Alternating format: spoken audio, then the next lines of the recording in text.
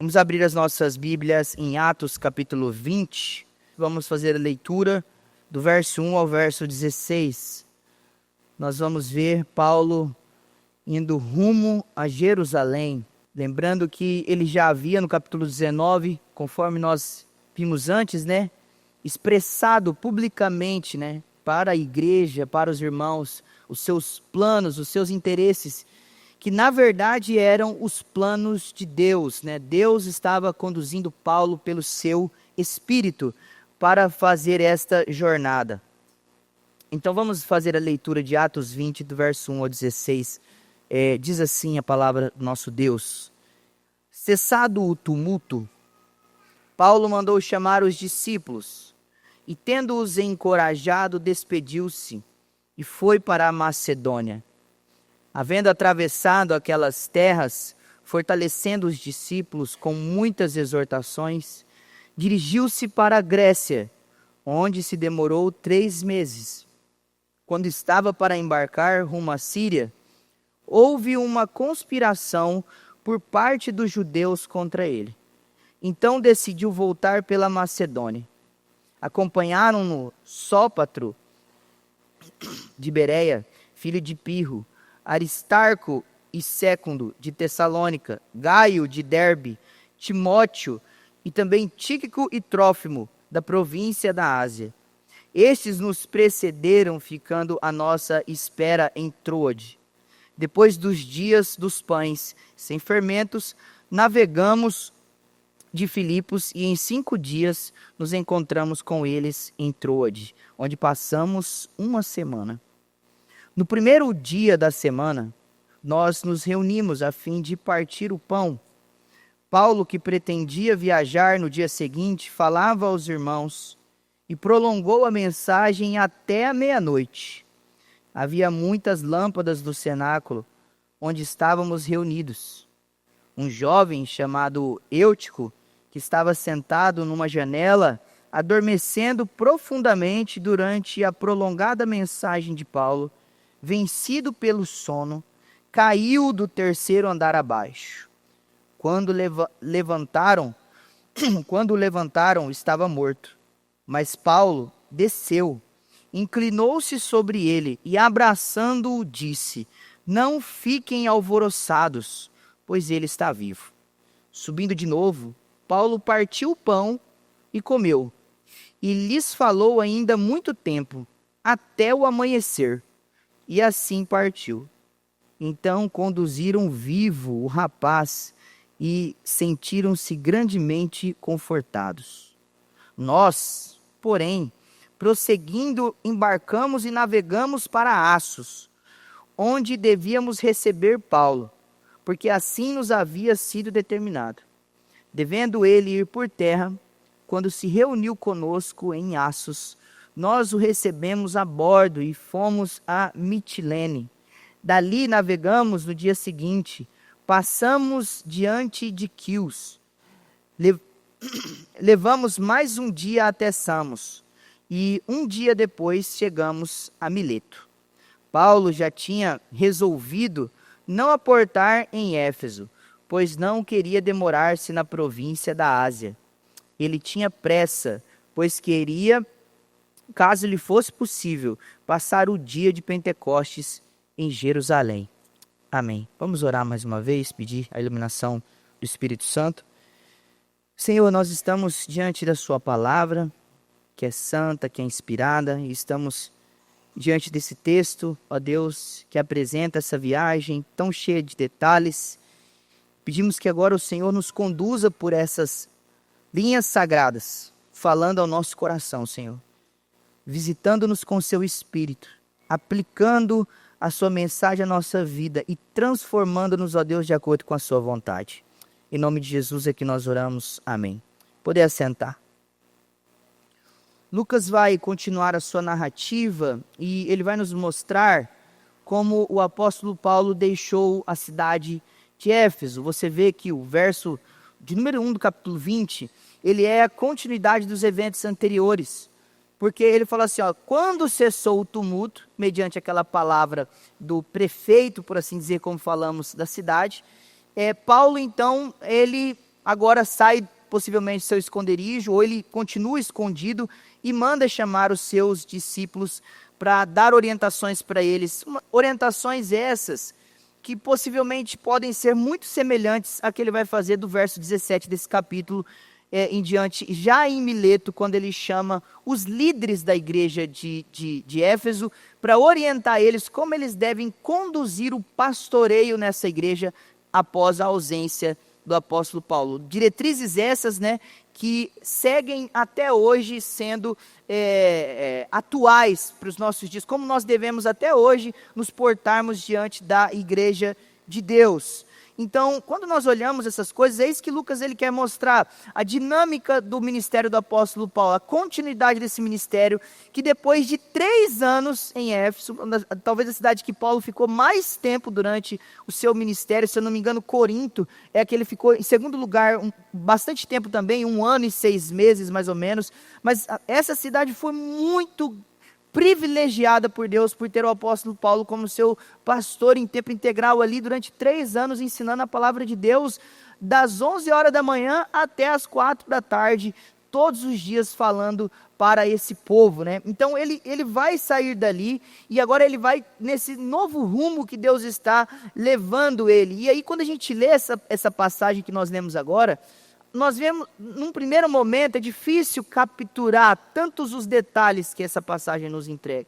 Tantos nomes de pessoas, despedidas, desencontros, tribulações, planos frustrados, a tentativa de ir para um lugar e ter que ir para o outro, a tentativa de fazer de um jeito e ter que fazer de outro jeito. Então você vê Paulo nessa dinâmica, nessa fluidez do Espírito conduzindo ele em todas as coisas, e então isso já leva a gente a uma aplicação importante. Que Deus, obviamente, Ele está no controle de todas as coisas, nós sabemos disso, isso Lucas já deixou claro, os planos de Deus estão se concretizando aqui, mas em meio à soberania de Deus, nós vemos que a vida cristã, a dinâmica da vida cristã, ela não está simplesmente reunida a momentos como esse, de pregação, de ensino, mas que muitas vezes na nossa vida cristã, ela vai sendo construída nos caminhos, nas viagens, nas despedidas, nas reuniões, nas coisas simples, nos momentos rápidos, nas noites longas, nas decisões estratégicas. Deus, Ele vai trabalhando na vida do seu povo, no meio dessa dinâmica que nem sempre é igual para todo mundo. No caso de Paulo, a gente vê essa dinâmica, essa turbulência, esse ritmo que Deus vai imprimindo para o seu ministério. E se tem uma coisa que a gente percebe também que nós podemos aplicar aqui, é que apesar de toda tribulação e dificuldade, o evangelho nunca para de prosseguir e avançar. Na verdade, a gente precisa lembrar lá da nossa introdução de Lucas, Qual é o propósito de Lucas com o livro de Atos? No capítulo 20 ele não perdeu esse propósito. E nós precisamos sempre olhar para trás e fazer essas conexões. Lucas quer mostrar como a igreja avançou. Lucas quer mostrar como o evangelho prosseguiu, como o evangelho se manteve invencível diante das tribulações, diante das dificuldades. O evangelho não pode ser parado. Ele continua crescendo e ele continua avançando. Então nós vamos observar algumas dessas coisas. Em primeiro lugar, olhando para a estrutura desse texto aí, do verso 1 ao 6, nós vamos ver o serviço e o ministério de Paulo, de edificação das igrejas que ele vai passar revisitando aí na Macedônia e na Grécia. Nós vamos ver depois do verso 7 ao verso 12, a reunião de uma igreja na cidade de Trode, numa cidade portuária. Ele vai estar ali tendo esse momento de reunião, quando Paulo nos conta esse episódio do jovem que cai da janela, que todos nós sempre lembramos desse jovem aqui, Então nós temos esse momento que vai mostrar a essência de uma reunião da igreja no primeiro século. E por último, Paulo, ele indo em direção a Mileto ali, antes dele dar as últimas orientações. Então vamos ver essas coisas. Então, em primeiro lugar, do verso 1 ao 6, vamos observar Paulo na Macedônia e na Grécia, servindo as igrejas por meio do seu ministério. Veja que, conforme nós já falamos, no verso 1, Paulo, ele se despede de Éfeso, em primeiro lugar, fazendo o que com esses irmãos? Encorajando esses irmãos, dando orientações. Veja que a palavra aí que aparece é justamente essa, de um encorajamento. E na verdade, essa palavra ela também pode significar que Paulo estava consolando eles. Por que consolando eles? Ora, Paulo está indo embora, e também essa igreja ela está agora na iminência de uma perseguição religiosa, de uma perseguição política. Nós vimos nos versos anteriores o que aconteceu, um grande tumulto por causa da crise econômica e social na cidade, porque muitas pessoas que eram do paganismo, que compravam lá as réplicas do templo, do templo da Diana dos Efésios, eles param de comprar porque eles se convertem a Deus. Então agora eles vão ser perseguidos, eles vão sofrer dificuldades, eles vão sofrer perseguições, eles vão ser rechaçados na sociedade. Então Paulo se despede deles fazendo o quê? Olha, encorajando eles para que eles mantenham firmes, para que eles olhem para as promessas de Deus. É só a gente olhar para igrejas que estavam sofrendo no Novo Testamento e ver como Paulo encorajava essas pessoas. Como que Paulo encorajava igrejas que estavam sofrendo? Leia Tessalonicenses, por exemplo. Paulo fala da vinda do Senhor, Paulo fala das promessas, Paulo fala da necessidade de uma vida cristã equilibrada e justa diante de Deus. Então é muito provável que Paulo tenha feito essas mesmas coisas. Depois o texto bíblico nos diz, irmãos, que Paulo ele sai dali e ele despede-se e ele vai para a Macedônia. O livro de Atos também nos menciona o ministério de Paulo na Macedônia. Quais igrejas Paulo plantou e fez nascer por meio do seu ministério na Macedônia? As igrejas de Filipos, a igreja de Tessalônica e a igreja de Bereia. Então quando Paulo passa pela Macedônia, Lucas não dá detalhes, mas ele fala o que ele fez durante esse período, quando ele atravessou aquelas terras. Veja o verso 2, havendo atravessado aquelas terras, ou seja, quando Paulo passou por cada uma dessas igrejas, o que ele fez nesse período, quando ele passou por essas igrejas? Veja os verbos que Lucas vai utilizar, que Paulo fez nessas igrejas, é que ele estava fortalecendo os discípulos, que é como dizer, fortalecendo os crentes desta igreja, com muitas exortações. Ou seja, quando a gente pensa em exortações, nós naturalmente pensamos numa palavra mais corretiva. Eu fui exortado, ou é necessário exortar. Não, aqui essa palavra exortação no grego, ela é uma palavra ampla para reunir todo tipo de ensino. Então, quando a Bíblia fala que Paulo estava fazendo muitas exortações, significa que no período em que ele esteve em Bereia, em Tessalônica, em Filipos, visitando essas igrejas novamente, isso pode ter durado meses, talvez meses num lugar, meses em outro, meses em outra igreja. A gente percebe que Paulo esteve ali fazendo o quê?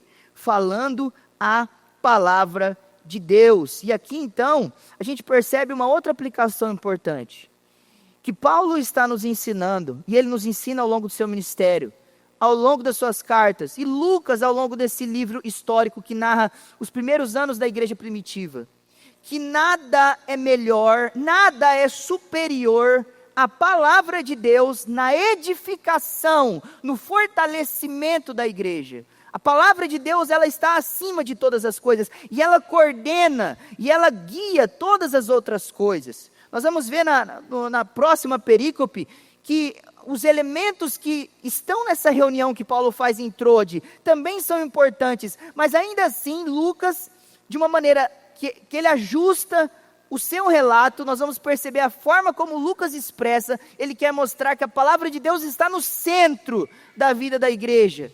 Que sem a palavra de Deus, todas essas demais coisas que são importantes para o fortalecimento da igreja, elas não poderiam subsistir, elas não poderiam se manter. Então veja, irmãos, é isso que Paulo e Lucas querem mostrar. A igreja precisa da palavra de Deus sempre, porque é isso que Paulo, como apóstolo, como um ministro, como um pregador do evangelho, como um evangelista, como um plantador de igrejas, é o que ele tinha a oferecer, a palavra de Deus. Da mesma forma, o texto vai dizer para nós, no verso 3, que Paulo foi para onde? Ele foi, no final do verso 2, ele se dirigiu para a Grécia. E o verso 3 vai dizer que ele ficou ali 3 meses. Esse período de 3 meses aqui, os estudiosos fazem algumas conexões, com as cartas de Paulo. Paulo escreve 4 cartas para Coríntios. A primeira, na verdade, é a segunda, e aqui a segunda, na verdade, é a quarta. Então, nós temos duas cartas que se perderam nesse trajeto. Pela providência de Deus, nós não temos acesso. Nós sabemos que a terceira é uma carta dolorosa, uma carta onde Paulo fala coisas muito difíceis, piores do que as que nós já ouvimos nas cartas de Coríntios, né? E uma coisa que chama a atenção é que alguns entendem que essa visita de Paulo a Coríntios, que demorou 3 meses, talvez esse não era a intenção de Paulo, fosse apenas fazer uma viagem breve, porque ele cita em 1 Coríntios 16, que ele queria que essas igrejas, ele ia passar nessas igrejas para recolher as ofertas que ele estava indo para levar para Jerusalém, que é essa viagem que ele está fazendo. Ele vai citar na carta ao 2 Coríntios, que é escrito depois dessa visita, sobre esse momento que não foi uma visita boa, foi uma visita conflituosa. Então você percebe, Paulo visita a igreja de Filipos, Tessalônica e Bereia, que ele tinha um ótimo relacionamento, e ele visita Coríntios, que ele tinha um péssimo relacionamento, mas no sentido de que muitos tinham suspeitas, indagações e reclamações sobre ele, mas ele continua ali perseverando, né, e ensinando e ajudando essa igreja a lidar com os seus conflitos. Então apenas uma informação histórica para nós aqui, que muitas vezes é interessante da gente saber nessa linha cronológica das cartas e também das visitas. Uma outra coisa que acontece nessa visita, só para a gente saber, o verso 3, quando diz que ele ficou 3 meses lá, é aqui que Paulo escreve Romanos. É nesse período de 3 meses, quando ele está nesse local, que ele vai e ele envia sua carta aos Romanos, preparando o ambiente para a sua chegada. Porque ele já havia dito os seus interesses de ir até lá, porque ele queria ir pregar na Espanha, em lugares onde ainda o evangelho não havia chegado, conforme Paulo relata na sua carta. Então, o verso 3 também mostra o que Paulo experimenta no seu ministério. Além de todas essas dificuldades, essas bênçãos, agora há uma conspiração contra ele. Nada novo no ministério do apóstolo Paulo. Mas isso muda a maneira como ele ia viajar. Veja que o texto diz, quando ele estava para embarcar rumo à Síria, houve uma conspiração por parte dos judeus contra ele. Então ele decidiu voltar pela Macedônia. Provavelmente, os judeus de Corinto, talvez da mesma cidade, que lembre-se, lá atrás na nossa mensagem de Coríntios, né? De Coríntios, da plantação da igreja lá e do estabelecimento da igreja. A gente viu o quê? Que os judeus conspiraram contra Paulo. Mas Gaio, um representante de Roma, ele falou assim, olha, eu não quero saber desses problemas de vocês. Se virem, eles são frustrados. E Paulo continua exercendo o seu ministério de maneira fiel na cidade. Isso explica, né, o porquê que esse texto mostra essa conspiração. É provável que muitos desses judeus estivessem lá no navio, fizeram uma emboscada, falaram, quando ele entrar, a gente mata ele. Ou quando a gente estiver viajando, vão matar ele e vão jogar no mar. Vão matar esse cara. E Deus, na sua providência, preserva a vida de Paulo, informa ele, né? Deus sempre falava com Paulo que ia acontecer os lugares que ele ia passar. Então, Deus ajusta essa questão e Paulo muda a sua rota. Então, a gente vê essa questão também importante. E aí, por último, a gente percebe o quê? Que no verso 4, existe essa menção desses nomes, né? Que acompanharam o apóstolo Paulo nessa viagem que também precederam ele anteriormente, na próxima parada em Trode. Ele cita Sópatro, Aristarco, Sécundo, Gaio, Timóteo, Tíquico e Trófimo. Alguns desses nomes, eles aparecem anteriormente e vão voltar a aparecer. Então, como é uma lista rica para a gente tratar, esses nomes vão voltar mais para frente e nós trataremos mais da peculiaridade desses homens, a importância deles no ministério para os textos à frente. Mas por hora, por que Paulo está citando essa grande comitiva? Geralmente Paulo não viajava com tantas pessoas. O que tem de diferente nessa viagem do apóstolo Paulo, rumo a Jerusalém, que faz tantos homens irem com ele até Jerusalém? Agora vejam, não são qualquer homens, não é uma lista aleatória, mas é uma lista de representantes. Percebam, é um homem de cada igreja, das principais igrejas que eles vêm passando. Eles vão chegar em Filipos ainda. Provavelmente Lucas estava representando a igreja de Filipos. Se vocês lembram, a gente falou lá atrás, quando Paulo chega a Filipos e Lucas aparece na narrativa, é provável que Lucas fosse dessa região, Trode e Filipos. Porque agora ele entra novamente na narrativa. Ele tinha sumido nos versos anteriores, mas agora você percebe que o elemento aqui, né, da primeira pessoa do plural, ele volta a aparecer, ele começa a aparecer aqui, ó, nos precederam. Também você vai perceber aí que lá no verso 13, ele fala que essas coisas nos haviam sido determinadas. Então Lucas agora está com eles em todo esse movimento que está acontecendo nessa viagem. Qual é a razão para esses homens? Nós já sabemos que Paulo não era um homem que trabalhava sozinho. Ele gostava de companhia, ele gostava de parceiros, de ajudantes.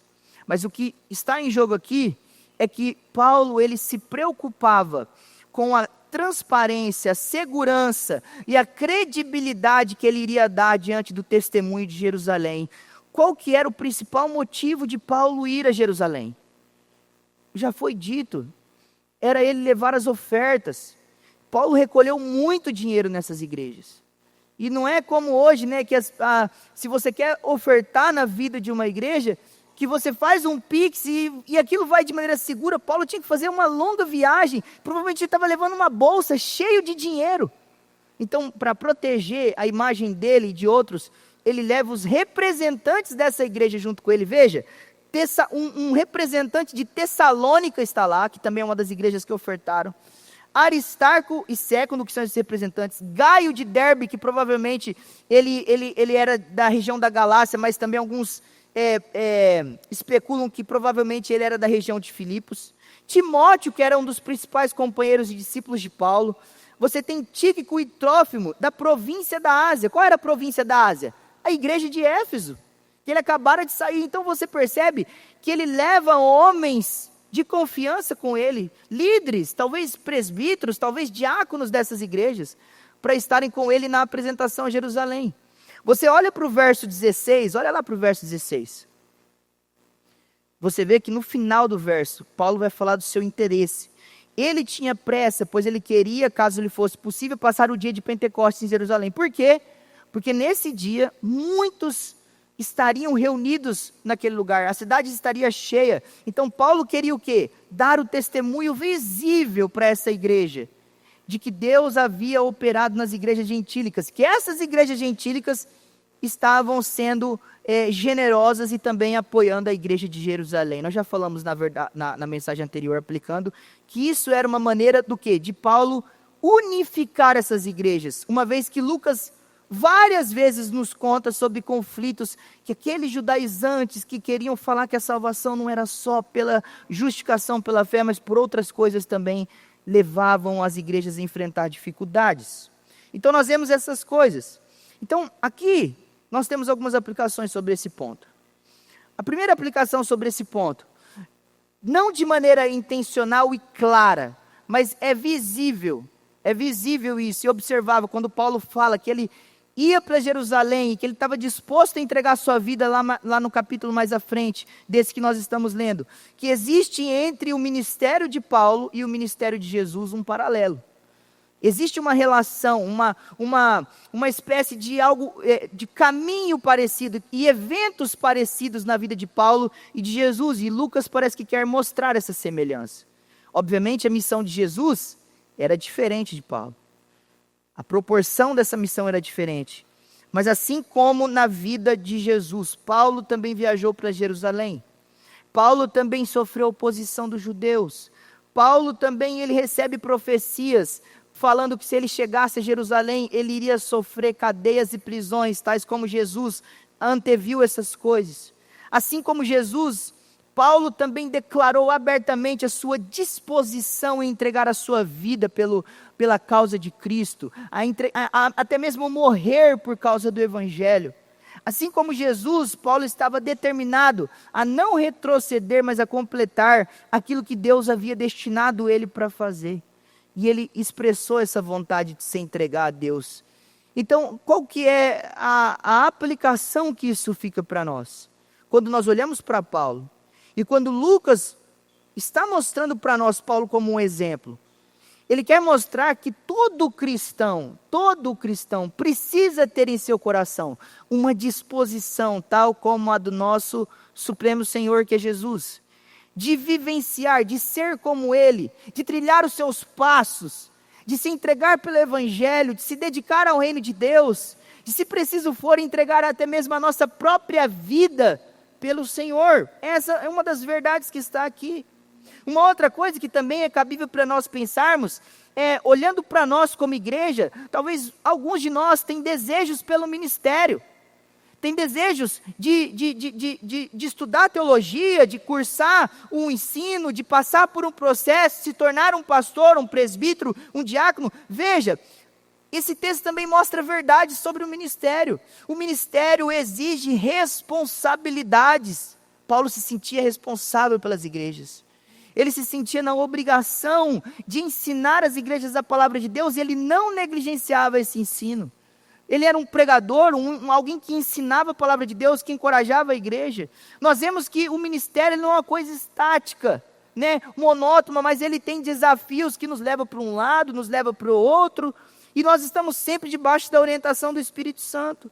O ministério, ele tem muitas bênçãos, porque nós temos companheiros, nós vemos igrejas crescer, nós vemos igrejas serem edificadas, nós vemos pessoas se convertendo, isso é uma bênção de Deus.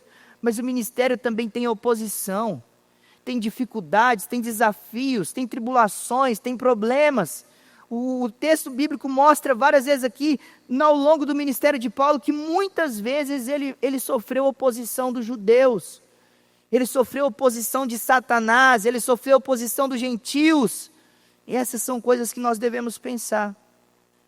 E por último, nesse ponto, também nós podemos aplicar e perceber que para Paulo, quando ele passa plantando essas igrejas, e ele poderia querer plantar outras igrejas, e até surgem oportunidades, mas ele volta, visitando as mesmas igrejas das quais ele plantou. O livro de Atos nos ensina, e até o Novo Testamento nas suas cartas, que a edificação de uma igreja, ela vem antes do crescimento.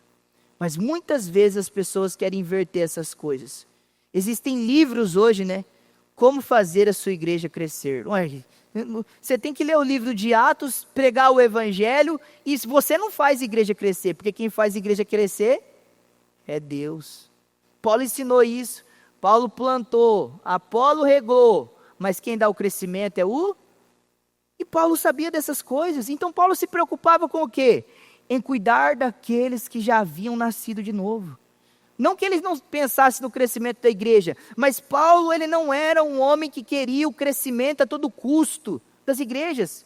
Ele queria que as igrejas crescessem de maneiras saudáveis, edificadas, amadurecidas na palavra de Deus, porque ele volta fazendo o quê? Cuidando dessas igrejas. Tem um versículo lá em Coríntios, né, que Paulo fala, olha, eu não quero que vocês fiquem preocupados, mas eu, Paulo, o que me pesa é a preocupação com as igrejas de Deus. Paulo sofria longe das igrejas, preocupado, como que essa igreja está? Será que a pregação lá está sendo fiel? Será que as ovelhas estão sendo cuidadas? Será que o evangelho está sendo pregado de maneira fiel a tudo aquilo que eu ensinei? Será que eles estão ordenando corretamente presbíteros, diáconos? Será que eles estão administrando corretamente os sacramentos na igreja? Essas coisas ficavam o tempo todo na mente do apóstolo.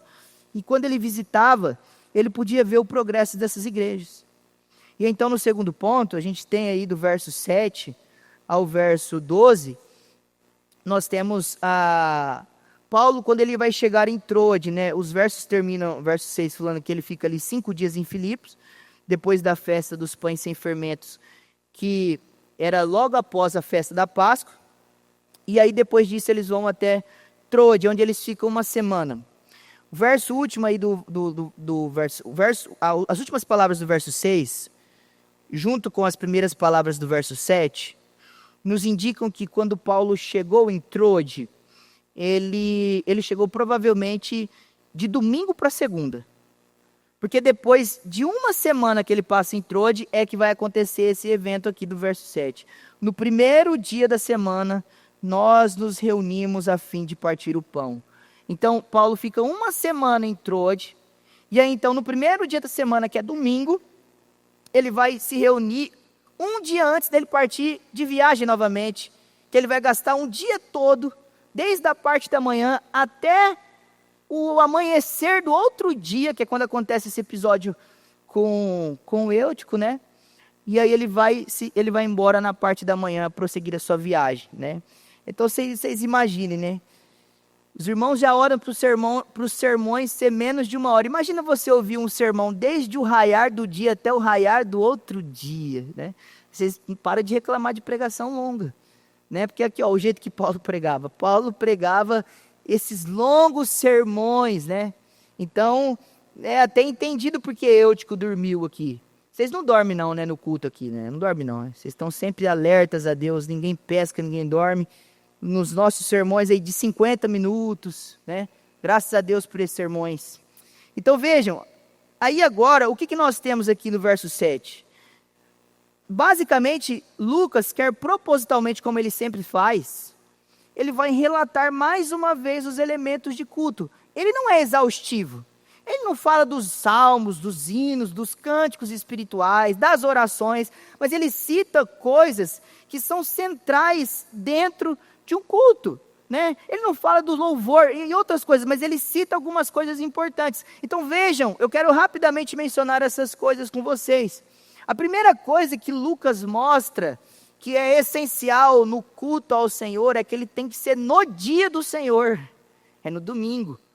Então quando ele fala assim, ó, no primeiro dia da semana, que é o dia do Senhor, nós nos reunimos, ele começa a falar que eles se reuniram com os elementos de culto. Então veja, por que o culto ele passa a ser o domingo? Essa é uma dúvida frequente. Por que não sábado, mas por que domingo?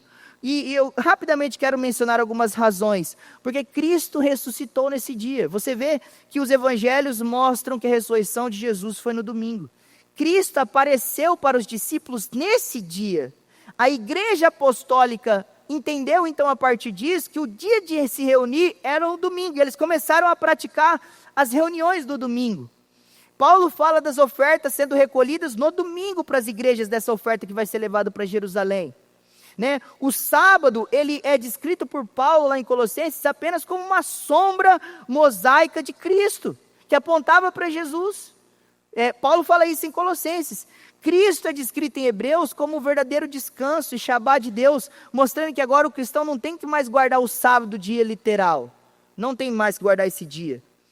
Apocalipse 1:10 vai falar que a revelação que João teve na ilha de Patmos, ela aconteceu no dia do Senhor, fazendo uma menção ao domingo.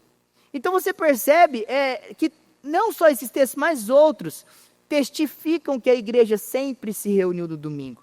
Então é como se Lucas quisesse mostrar exatamente isso. Então no domingo, os crentes se reuniram ao Senhor. Então aqui é a primeira coisa. Então aqui já tem uma aplicação para nós. Qual é o nosso compromisso com o Deus da igreja no dia que não é nosso, mas ele é do Senhor? O que nós fazemos no domingo? Aonde que crente tem que estar no domingo, irmãos? Aonde que crente tem que estar no domingo? Vocês sabem a resposta. Nós sabemos a resposta. O lugar de crente do domingo é na igreja. O lugar de crente do domingo é aqui. É reunidos em torno da palavra, é cantando, é vendo os irmãos, né? É nós mostrarmos o nosso compromisso com o nosso Deus que nos salvou e obedecermos a sua palavra e vivermos o domingo tal como Deus nos chamou a viver. Se hoje você tivesse que fazer, irmão, uma estimativa anual da sua frequência e participação dos cultos e do dia do Senhor, no seu ano, pare para pensar no seu ano, qual seria a sua frequência nos cultos? Como que seria o seu relatório, né? Hoje a tecnologia ela é fantástica. Você tem as redes sociais e aí você às vezes se assusta. Você fala assim, meu Deus, olha o tempo que eu estou ficando em Instagram. Olha o tempo que eu estou olhando rede social, YouTube. E aí às vezes você vai ver e fala assim, será que eu estou lendo a Bíblia desse tempo aqui? Será que eu estou? Então tipo assim, hoje você tem lá nos relatórios semanais do celular, quanto tempo você passou nisso, naquilo outro, ele te dá um relatório, né? E você tem, por exemplo, nos aplicativos de música, no final do ano, ele te dá as músicas que você mais ouviu ao longo do ano. Você sabe se você gastou tempo ouvindo mais música boa do que música ruim. Ele fala até o seu gênero musical preferido. Ele fala lá o autor que você mais ouviu durante o ano. Aí quando você olha a lista lá, você fala assim, aqui está a minha espiritualidade, olha só. Como que eu gastei ouvindo músicas, o que foi que eu ouvi, o que mais entrou no meu ouvido e foi para o meu coração. Você começa a ver, aí você começa a dizer, isso aqui eu tenho que ajustar esse ano, eu tenho que parar de ouvir isso aqui, eu tenho que ouvir mais isso aqui. Você começa a ver. Imagine se tivesse uma avaliação da sua participação nos cultos, como que seria? Tal como a gente tem essas coisas que avaliam. Eu falo isso para a sua reflexão, para a nossa reflexão. E depois de você chegar à sua compreensão da sua estatística, da sua porcentagem de participação nos cultos, no dia do Senhor, que é o lugar onde você deveria estar, e aí então você tivesse que prestar uma conta a Deus, falar assim, Deus, eu não estive nesses cultos por causa disso. Como que você acha que seria a justificativa do Senhor? A resposta do Senhor para nós? Pare para pensar nas razões porque muitas vezes nós não estamos na igreja. É claro que existem motivos legítimos. Às vezes nós estamos de férias, viajamos com a família, isso é perfeitamente compreensível. Às vezes alguns estão de escala, estão trabalhando. Às vezes tem doença, enfermidade na família e isso impossibilita muitas vezes, porque tem que ter todo um cuidado. Mas fora essas coisas, talvez haja alguma coisa aí que eu não estou lembrando, mas fora essas coisas, que outras razões nós nos ausentamos do dia do Senhor? Paulo quer mostrar aqui, irmãos, que Lucas quer mostrar, e ele faz isso desde o capítulo 2, que essa era uma prática comumente praticada pela igreja. Quando dava o dia do Senhor, os crentes estavam aonde? Eles estavam reunidos. Eles estavam de maneira intencional juntos com o Senhor. Uma outra coisa que também nós podemos aplicar aqui, ao olharmos para aquilo que eles faziam de maneira geral, a ceia, o partir do pão, o sermão de Paulo, os interesses dessa igreja. Pare para pensar nos interesses, o que nós muitas vezes buscamos quando nós vamos à igreja. Você percebe que esse povo não queria uma coisa, senão Deus. Deus através dos sacramentos da ceia, Deus através da comunhão dos santos, quando eles se reuniam, Deus através da palavra. Mas hoje em dia, irmãos, às vezes pode ficar até meio repetitivo, que a gente sempre fala essas coisas, né? Mas hoje em dia, como que muitas vezes as igrejas são? Para nossa tristeza, os interesses delas é o entretenimento, é as coisas supérfluas, é as coisas secundárias, que as igrejas não precisam deixar de ter, elas podem ter os entretenimentos, não há nenhum pecado nisso. Mas o problema é quando a igreja ela gravita em torno dos entretenimentos. Tudo em torno dela gira, tudo gira em torno de fazer coisas para agregar, para aumentar, para manter presos, para chamar atenção, para que as pessoas queiram estar ali. Ora, irmãos, se as pessoas não querem vir para a igreja, para ouvir a palavra, para tomar a ceia, então elas não têm que vir mesmo. Desculpa a expressão, porque a igreja, nós precisamos deixar claro, é o lugar onde nós buscamos a Deus. Esse é o lugar onde nós buscamos a Deus. Em primeiro lugar, se elas não ficam por causa da palavra, se elas não ficam porque o seu maior interesse é o Senhor, elas não vão ficar por outras coisas. Tem uma frase famosa que eu não sei de quem que é, que fala assim, aquilo pelo qual você ganha uma pessoa é para aquilo que você ganha. Então, se você usa o entretenimento, se você usa as questões secundárias para ganhar uma pessoa para a igreja, você ganhou ela para aquilo que você usou, você não ganhou ela para Cristo. Agora, se você pregou o evangelho, ela creu no Senhor, ela se converteu, ela foi ganha para Jesus, porque foi o meio que ela veio para a igreja. Eu não estou nem dizendo que Deus não pode usar essas estratégias, Ele pode. Mas quando as igrejas fazem disso o seu foco principal, vamos fazer um projeto social, e é isso aqui que nós vamos ganhar pessoas. Não, não é isso aqui. Isso aqui pode ser um trampolim, alguma coisa, mas se elas vêm para o meio do povo de Deus, por causa dessas coisas, o dia que você tirar essas coisas da igreja, elas vão sair também. Porque a hora que na igreja tiver só aquilo que é suficiente, que é a pregação do evangelho, que é a ceia do Senhor, que é os irmãos na comunhão dos santos, reunidos intencional. Se isso tudo não for suficiente para nós, o que vai satisfazer o nosso coração?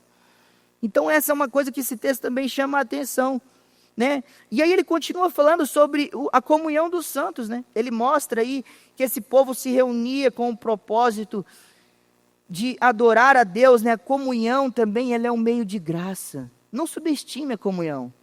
Muitas vezes a gente trata assim, ó, fala assim, não, quando eu leio a Bíblia eu sou abençoado, é verdade. Quando eu oro eu sou abençoado, mas a gente não tem noção do que Deus faz na nossa vida quando a gente se reúne. Quando o povo de Deus se reúne, irmãos, Deus visita a igreja. Ele abençoa você de maneira espiritual. A sua vida é transformada. Talvez alguns são mais sensíveis a isso. Outros talvez não percebem, mas Deus também faz essas coisas no nosso coração. O Salmo 133 é a palavra áurea para isso, né? Ele fala assim, ó, que como é bom e agradável viverem os unidos irmãos. E lá no verso 3 ele diz, quando esses irmãos estão reunidos, o que Deus faz no meio deles? Ali Deus ordena a sua bênção e a vida para sempre. Veja, irmãos, o que Deus faz na vida da igreja quando a igreja se reúne. Esse simples ato de nós estarmos aqui, estarmos em nossas casas, estarmos juntos, ficarmos, quando o culto acaba, a gente não ir embora, mas ficar junto aqui um pouco, conversa, fala da semana, fala das coisas que se passaram, vê as crianças correndo, conversamos um pouco, fazemos reuniões, resolvemos coisas. Deus está aqui, irmãos. Deus visita-nos nesses momentos, não tenha pressa de sair do nosso meio, fique aqui, fale com as pessoas, fale com irmãos que você não conversou ao longo da semana, pergunte, marque um café, marque um encontro, marque qualquer coisa, mas viva a vida da igreja, esteja com ela, Deus vai abençoar e transformar você, amém? A gente vê a ceia também, né, sendo presente. Paulo está lá pregando, eles se reuniram a fim de partir o pão, e você percebe que é só depois que Eutico cai da janela e Paulo volta a vida nele, que no verso 11 Paulo vai e parte o pão e eles comem.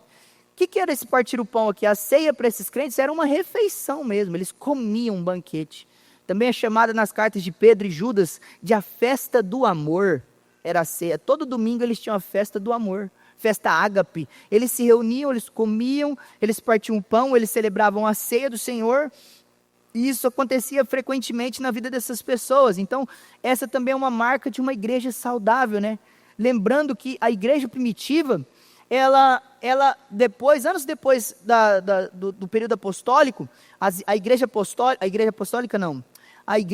dos pais da igreja, eles determinaram três critériozinhos para avaliar as igrejas que nasciam em diversos lugares, como identificar uma igreja saudável.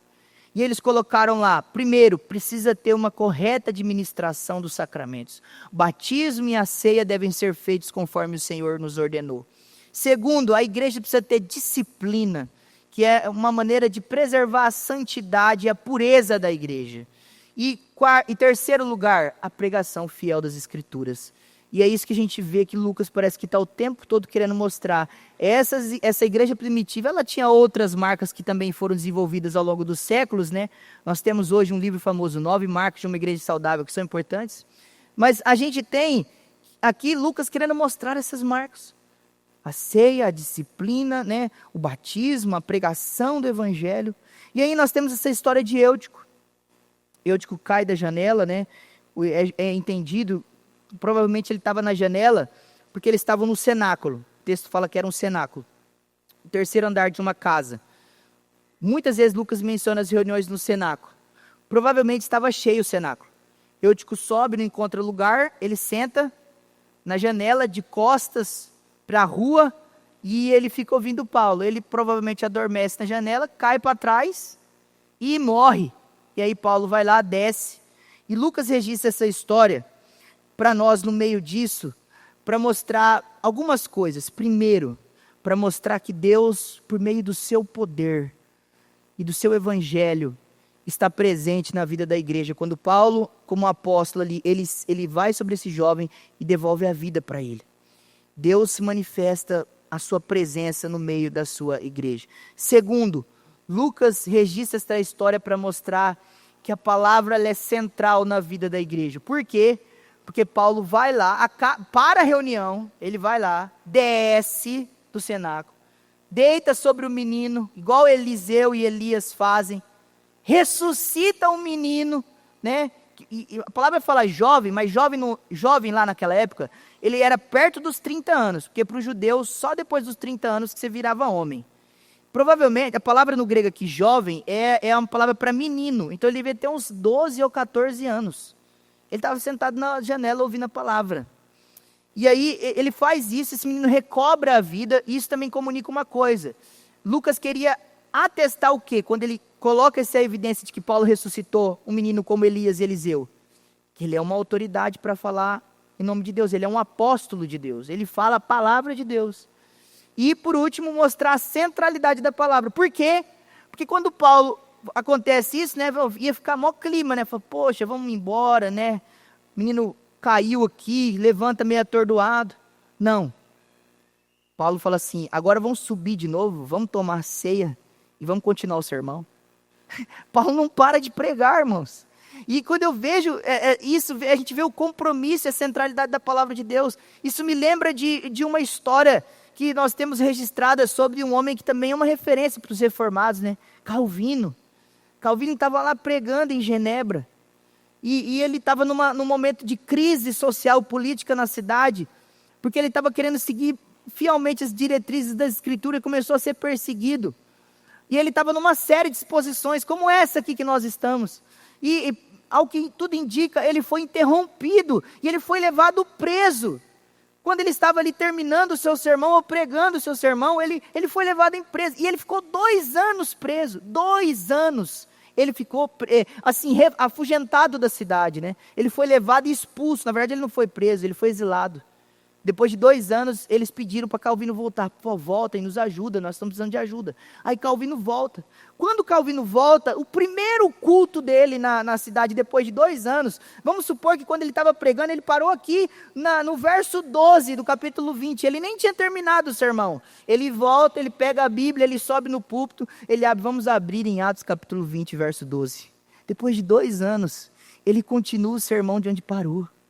E o que ele queria comunicar com isso?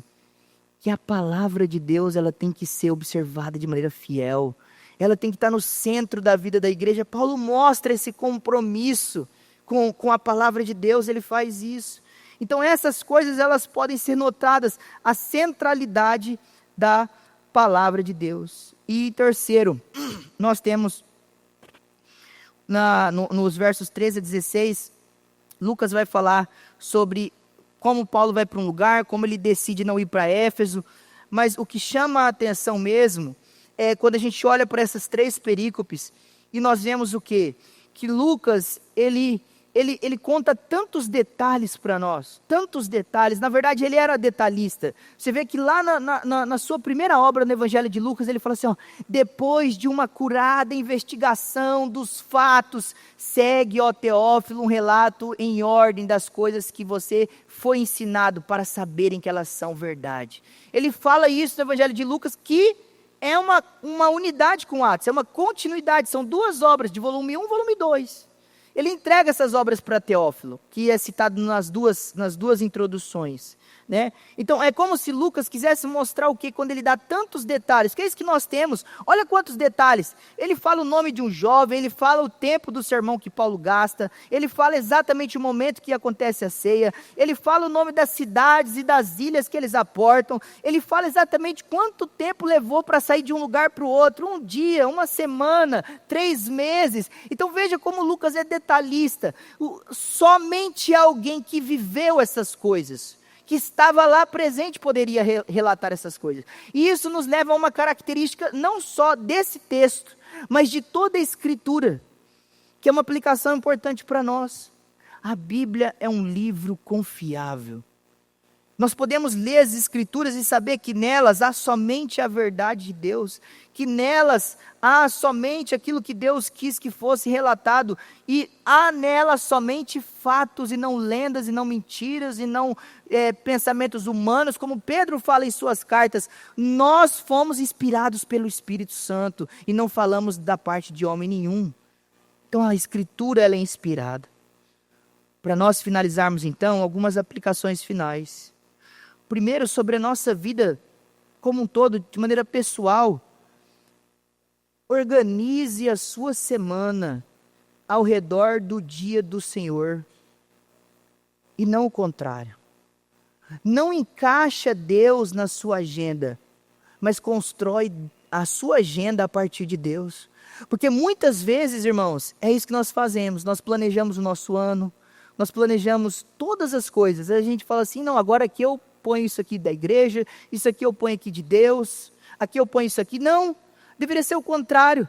A gente deveria planejar os nossos compromissos com o Senhor, as nossas demandas com o Senhor, e depois falar assim, não, agora aqui eu posso ter isso, aqui eu posso ter aquilo. Porque nisso nós mostramos aonde está o quê? O nosso comprometimento.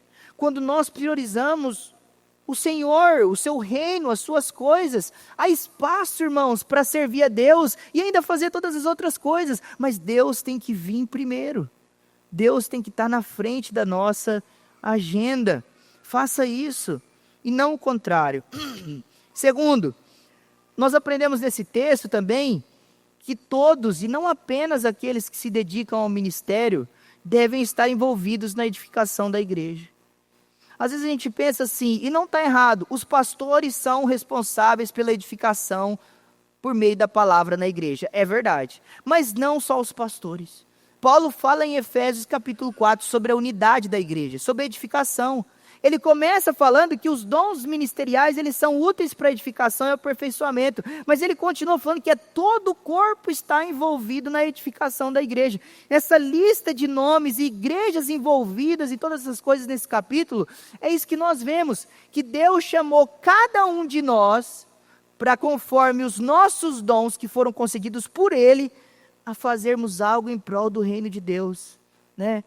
Como dizia o pastor Marcos, ninguém é desdondado, todo mundo tem um dom espiritual, Deus concede dons espirituais, todo mundo pode servir a Deus, ninguém precisa ficar parado. Então veja, se comprometa em servir ao Senhor, se comprometa a edificar a igreja de Deus. E por último, nós podemos olhar para esse texto e vemos duas coisas. Primeiro, sobre Cristo. Vemos que de fato aquilo que nós já falamos é verdade. Cristo, ele é o verdadeiro pastor e Senhor da igreja. É Ele que está fortalecendo as igrejas nesse processo, por meio da sua palavra dramatizada, que é a ceia, por meio da sua palavra visível, por meio da sua palavra audível. Cristo é a palavra, Cristo fortalece a sua igreja. Cristo sustenta os seus servos em meio às dificuldades. É Cristo quem está preservando e encorajando o seu povo no meio da crise. E é Ele quem está conduzindo todos esses eventos que nós temos relatados no livro de Atos, conforme nós já vimos. E por último, Cristo, Ele tem que ser o nosso alvo em todas essas coisas. O texto não fala isso de maneira explícita, mas Paulo fala em outras cartas, que o objetivo de todas as suas viagens, de todos os seus trajetos, de todas as suas pregações, de todas as suas prisões, ele falava que isso tudo era como uma corrida, que ele olhava firmemente para Jesus, que ele corria a carreira que lhe estava proposta, que ele não considerava as coisas que ficavam para trás, mas ele olhava para o alvo e para adiante, para a soberana vocação que está em Cristo Jesus. Então tudo isso que Paulo está fazendo, nós sabemos que ele faz motivado ao momento em que ele vai estar diante de Jesus. Porque no final essa é a motivação suprema de Paulo. Paulo visa a edificação da igreja, Paulo visa os novos convertidos, mas o alvo máximo de Paulo é Cristo. Ele deixa isso claro, esse também tem que ser o nosso alvo. Perceba que é como se Lucas quisesse também falar algo a respeito de nós, da nossa trajetória, né? Nós iniciamos o culto assim com o Salmo 122. Rumo a Jerusalém, alegrei-me quando me disseram, vamos à casa do Senhor. Esse texto está mostrando que Paulo está indo rumo a Jerusalém. Jesus foi rumo a Jerusalém, Paulo foi rumo a Jerusalém. E a Bíblia, de maneira analógica, metafórica, ela fala que todo crente é como um peregrino, que vai rumo, não essa Jerusalém física, mas a Jerusalém celestial. A nova Jerusalém, o novo céu e a nova terra que desce, que está lá em Apocalipse 21, 22. No final, essa tem que ser o nosso alvo supremo. Nós devemos contemplar aquilo que Cristo nos prometeu para seguirmos a nossa jornada, perseverando e prosseguindo com fidelidade ao Senhor.